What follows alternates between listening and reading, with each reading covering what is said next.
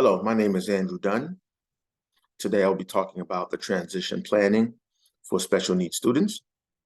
This is Critical Review of Special Education Literature, taught by Dr. Rapson, and we will go over the different steps and different components that special education students deal with.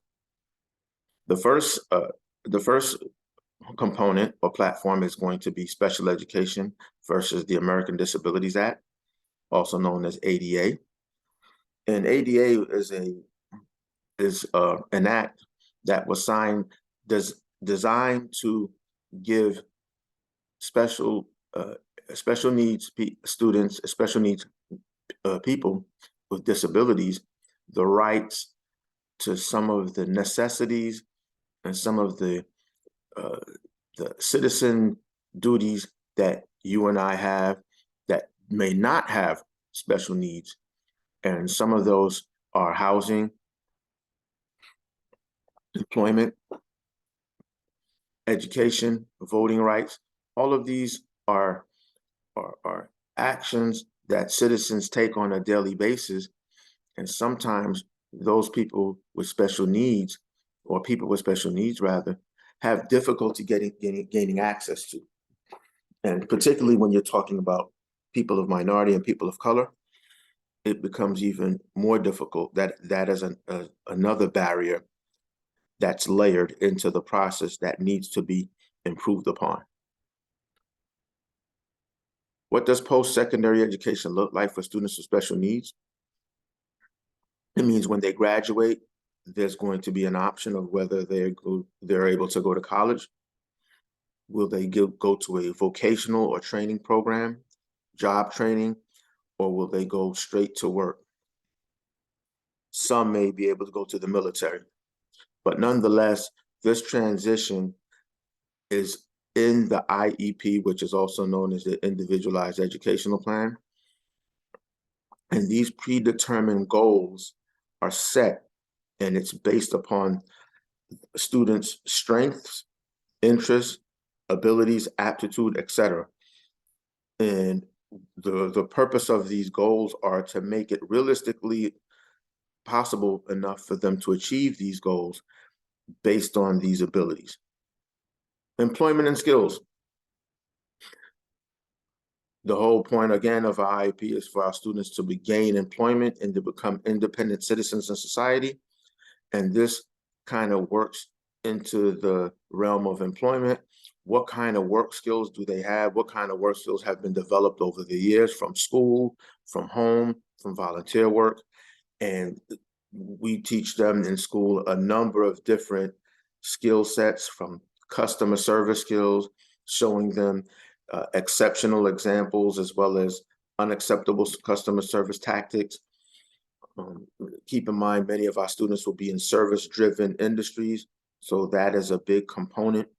Learning how to read a schedule and understanding how much you will get compensated for your time is also important. So breaking down a check, knowing the time that you have, knowing the pay scale, being able to read a schedule so that you're on time for work, particularly if you're taking public transportation.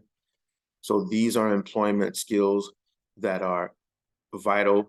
We also teach them the importance of working in groups, the importance of assuming your role and being able to speak professionally in the group, but also being able to work independently, because students may not always work in groups, but may have to work independently.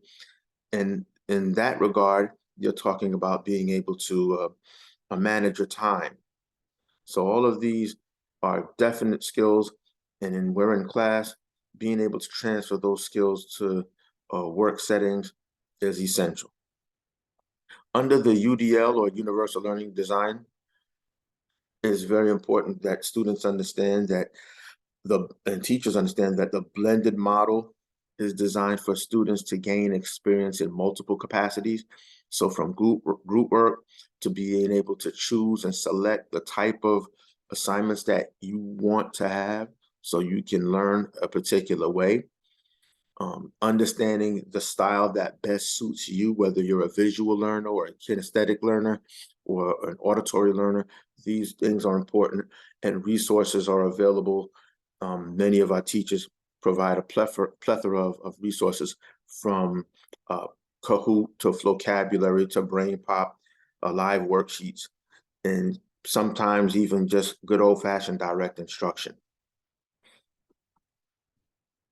Housing. Again, the goal of our students is to gain independence, and housing is definitely one of those independent factors. It doesn't necessarily mean that a student lives in an apartment by themselves. They could live in the basement where their parents are and have just access to come and go as they please. That's also acceptable for independent living.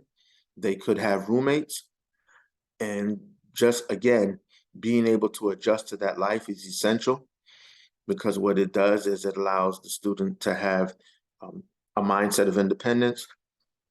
It allows them to create a balance in their life where they understand the importance of professionally getting to their job or their respective place of employment, as well as having leisure time, whether it's getting involved in the community or having friends over or going out to some form of social function. So this type of balance is designed to give our students a greater sense of understanding and self-worth. And based on the student's ability and aptitude, the stakeholders, counselors, parents, all come together to make that decision as to whether the student is able to handle this independent setting on a consistent basis. Self-advocacy. Very important that our students speak up about the role that they would like to play, as well as the goals that they would like to achieve. That's also built into their IEP. When a goal is reached, it's also important for them to get with the stakeholders and counselors, job coaches, so that way they can implement a newer and more realistic goal. So that way the same process can continue on. And as they achieve one goal, they understand the importance of trying to go to the next goal and continually build on those set of skills.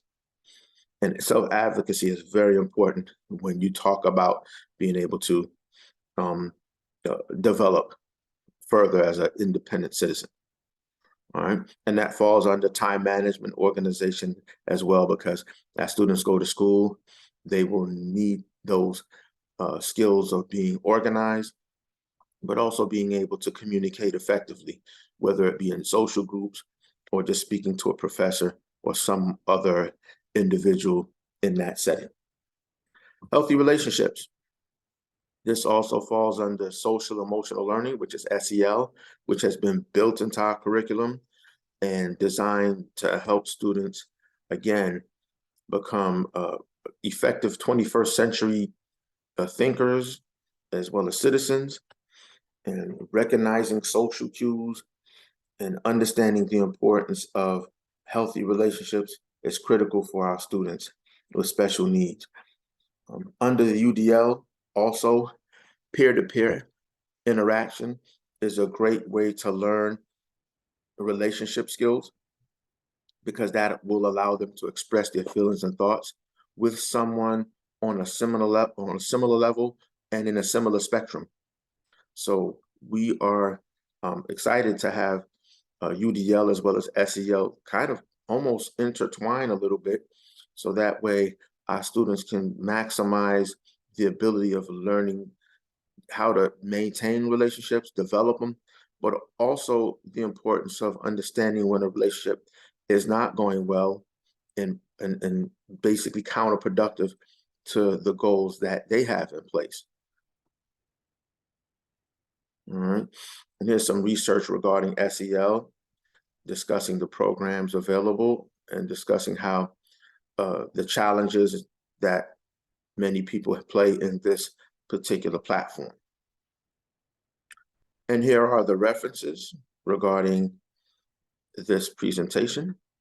And keep in mind, this is just a general scope and snapshot of the transition steps that many students will need to take.